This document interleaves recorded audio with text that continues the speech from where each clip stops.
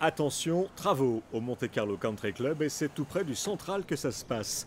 Depuis la fin du mois de mai, le chantier mobilise une dizaine d'ouvriers. Voici donc ce qu'il reste des tribunes et des loges en dur. Elles sont réduites en pièces. Ça va durer à peu près 7-8 mois.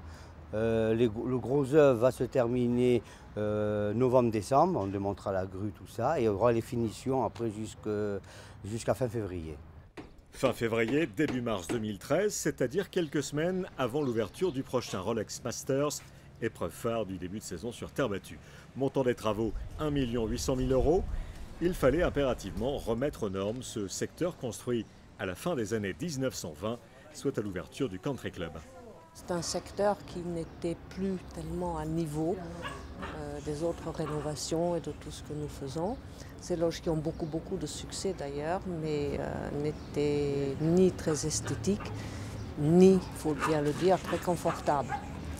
Alors sur les côtés aussi, la visibilité était pas très bonne. Le confort qui sera donc au rendez-vous dès l'an prochain, de nouvelles banquettes, de nouveaux locaux souterrains, création de 4 loges supplémentaires et un accès aux box qui sera individualisé. De nouveaux équipements qui, au-delà de la semaine du Master Series, bénéficieront à l'ensemble des membres du club. Malgré les perturbations d'ailleurs, les cours 1 et 2 restent ouverts au match. Évidemment, c'est toujours perturbant quand vous faites des travaux, surtout de cette envergure, mais c'est aussi pour les membres après un confort supplémentaire.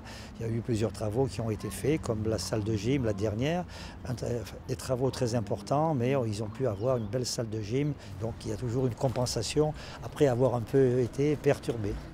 Le Monte Carlo Country Club compte à ce jour 25 équipes de compétition, de tous âges, pour un peu plus de 2000 membres. Sans nul doute, l'un des plus beaux clubs du monde.